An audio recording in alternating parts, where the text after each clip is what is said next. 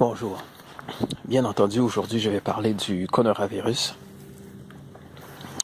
La dernière fois, j'ai parlé d'un dessin animé où l'on voyait la mort de Kobe Bryant.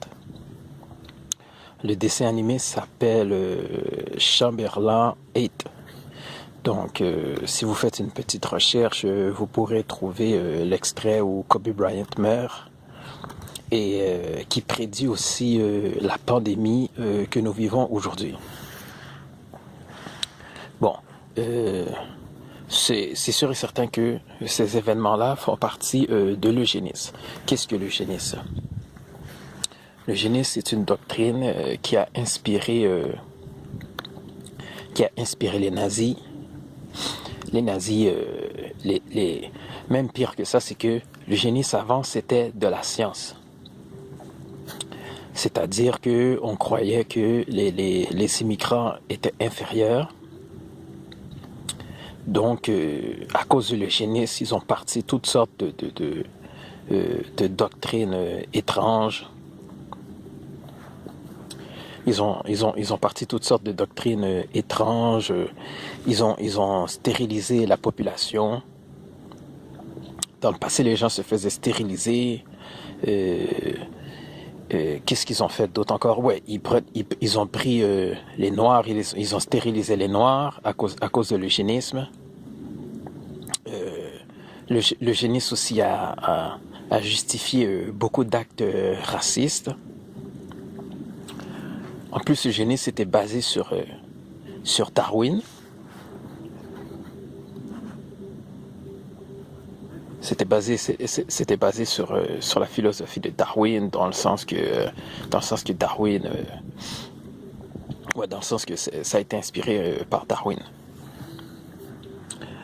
Ouais. C'est comme aussi je sais pas si vous avez entendu parler, c'était le monument de Georgetown. On appelle ça le Georgetown Guidestone. Mais dans le Georgetown Guidestone, il y a comme 10 commandements pour réduire la population. Et bien, la personne qui a fait ce monument, il y a eu des recherches sur cette personne-là. Il y a des gens qui croient que c'est quelqu'un de riche qui a fait ce monument. Mais non, la personne qui a fait ce monument-là, au fond,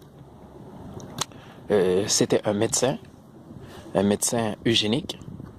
Et lui, qu'est-ce qu'il voulait? Lui, son souhait, c'est de réduire la population. En plus, il était franc-maçon. Donc, comme nous avons parlé de l'origine de cette pandémie, je voudrais parler de l'origine des Illuminati. Donc, l'origine des Illuminati est pas mal complexe. Il y a des gens qui croient que les Illuminati n'existent plus, qu'ils ont disparu. Il y a des gens qui croient qu'ils existent. Moi, c'est sûr et certain que je crois qu'ils existent. Mais je ne crois pas que ça a commencé avec le fondateur Adam Weishaupt.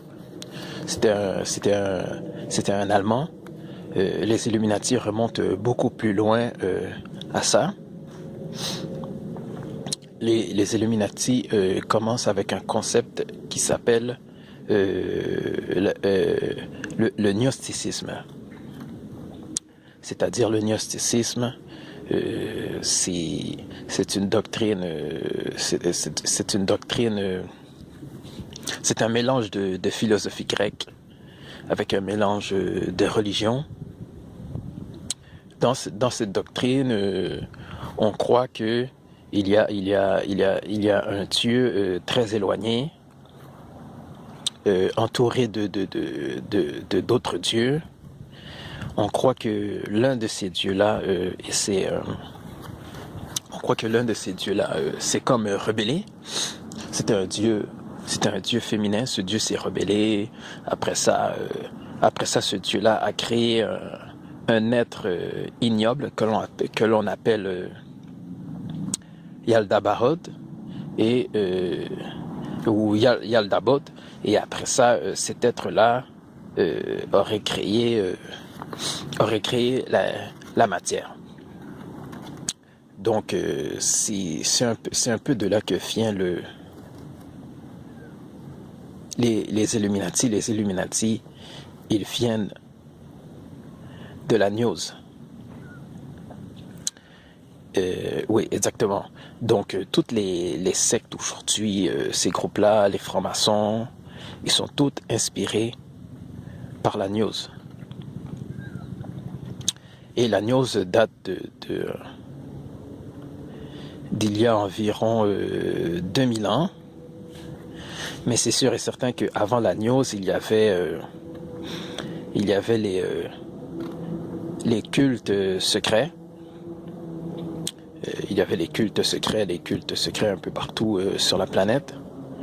Mais après, ça s'est concentré sur la gnose. Et quand c'est arrivé sur la gnose, c'est devenu beaucoup plus dangereux. C'est devenu beaucoup plus dangereux, comme je disais. Bon. Qu'est-ce qui s'est passé? C'est que le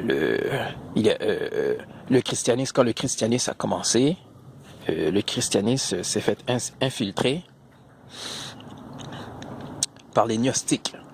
C'est-à-dire que déjà quand on regarde dans la Bible, peu de temps après la mort du Christ, on voit un personnage qui s'appelle Simon le magicien. Simon le magicien, c'était un Samaritain, et il avait une doctrine sur le Christ mystique. Et il a rencontré les apôtres. Et après, qu'est-ce qu'il a fait? C'est qu'il s'est converti au christianisme, mais il est retourné après dans la magie. Après, c'est sûr et certain, après le Simon le magicien a inspiré d'autres personnes, et là, ça a parti le mouvement gnostique. D'où l'origine, au fond, de l'Église catholique. L'Église catholique, au fond, ce sont des chrétiens qui ont été influencés par la gnose. Donc, ils ont été influencés par la gnose. C'est comme quand vous regardez l'Église catholique, ils prient la Vierge Marie. Pourquoi? Parce que la Vierge Marie, au fond, c'est Sophia. Sophia. Qui est Sophia? Sophia, comme je disais, c'est l'une des parties que eux disent divines, qui s'est rebellée et qui a créé Yaldabaoth.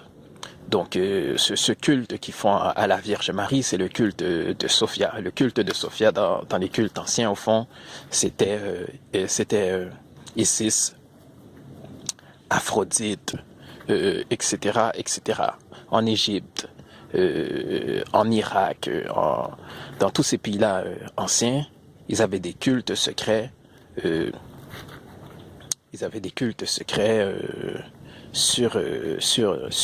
Sur cette déesse. Mais en réalité, son nom, c'est Sophia. Elle a un autre nom aussi, elle s'appelle aussi Inanna, etc., etc. La même chose aussi avec les saints dans l'Église catholique, Pierre, Jean. En réalité, ils représentent aussi des divinités païennes. Ils représentent des divinités païennes. C'est juste qu'on leur donne des noms de saints. Donc, c'est à peu près tout pour aujourd'hui. C'est sûr et certain, je vais faire une partie 2 je vais faire une suite au sujet des Illuminati, leur origine, leur histoire. Donc, à la prochaine. Merci.